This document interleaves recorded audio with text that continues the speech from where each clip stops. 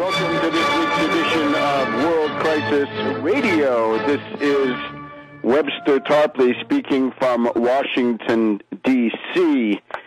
Now, today we're going to devote the totality of the program, or almost, to a major piece of analysis which I issued yesterday concerning the return of a very active and acute threat of U.S.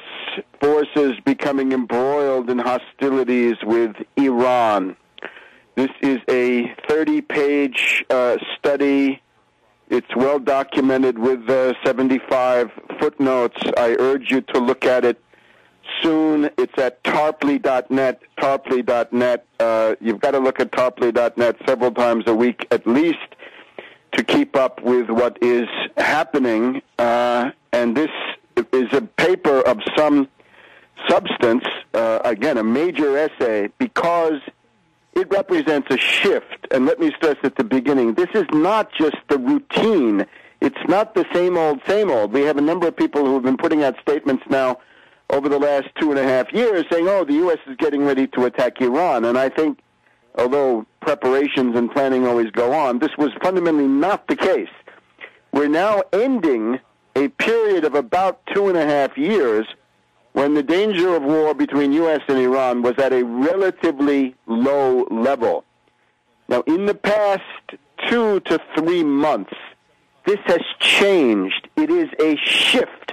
It is a profound difference in the world situation. You can associate this, it's not caused by, but it is expressed by and associated with things like the return of General Petraeus as, in effect, the U.S. military czar in the Middle East, and as the leader of the war party in general, the neocon presidential candidate, General Petraeus. And I'll go through a couple of these factors. So, again, we've had a period since about December 2007.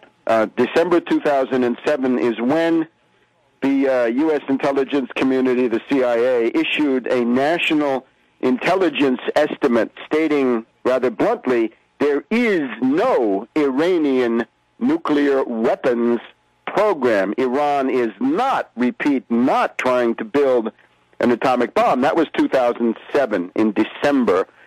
That brought to an end the attempts by the Cheney faction, and by that I mean a political intelligence military faction with deep roots in Wall Street, for which Cheney was the spokesman, the visible face, not necessarily the leader, but somehow the delegate of it, the envoy of it to U.S. public opinion, that showed that they'd been defeated. The neocon war faction, so to speak, was defeated in December 2007. They were out, and they had been getting kicked out all year. The process of kicking them out began, you could see it with the Iraq Study Group. Remember the James Baker III, Lee Hamilton Iraq Study Group reporting in December of 2006. That was another milestone. But during 2007, we had a couple of close brushes with all-out war. Notoriously, the August to September period, when we had the case of the Rogue B-52,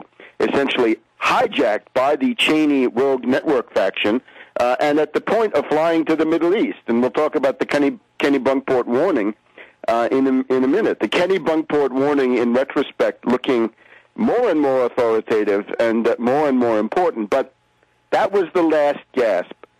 That was September. Now, the Israelis attacked Syria. They bombed some kind of a facility in Syria. I still don't know what it was. They claim a nuclear plant of some kind. I don't know. But there was an Israeli bombing of Syria. There was probably an Israeli bombing of a violation of Turkish airspace. However, by the time we get to October, we have Ahmadinejad's visit to Columbia University. He was insulted, but he was not otherwise attacked. You had then the Putin visit to Tehran, the first since Stalin, for the Tehran conference in 1943. And after that, the defeat of the neocon forces, the temporary defeat of the neocons, is virtually complete. Now, this has all changed. We're back to this nightmare. It is appalling, but facts are facts. Now, let's go through the paper. I urge you to read it because it is documented. It had to be in order to prove the case in the face of the inevitable skeptics. Right? A lot of people want to see footnotes. Well, you have them. It's all documented. What are the factors that bring the danger of the Iran attack back? Well, one of them is that the green movement in Iran has completely fizzled. This was the attempt, much touted by Zbigniew Brzezinski and his group, the Joseph Nye International Crisis Group, Smart Power, Soft Power Group. These are the people who say, well, subversion is better. We don't need direct military action. Direct military action, the direct U.S. bombing and invasion of a country like Iran is a catastrophe. It's expensive. The body bags, the international blowback, the acrimony, the backlash in Europe and elsewhere in Japan, around the world, this is too much. So they said, look, give us a chance. They pointed to their successful color revolution in Ukraine, which is strategic territory equal to or greater than Iran easily. And they said, look at what we did in November, December 2004. In Ukraine, we overthrew that government and put in a NATO IMF puppet in the form of that Yushchenko and Timoshenko regime. So we can do the same in Iran. And they, of course, fielded their Mousavi Rafsanjani faction. That was the death to Russia, death to China faction, the CIA faction, clearly enough. And that appeared in June of 2009. Unfortunately, by June 2010, the color revolution has not materialized, and this whole thing is now subsiding into impotence. So the analysts continue to write about the green movement as if it were still going on. I think it is largely a thing of the past. Therefore, the neocons are now resurgent, and they come forward saying, well, you boasted, you promised, you were going to deliver a puppet regime in Tehran that would then embroil itself in hostilities with China and Russia. Of course, it all goes back to Brzezinski's use of Afghanistan against the Soviet Union in 1979. And they say, well, you haven't succeeded, so now let's get back to the neocon obsession, direct U.S. military attack, and we'll see how it comes. Second factor, Russian policy.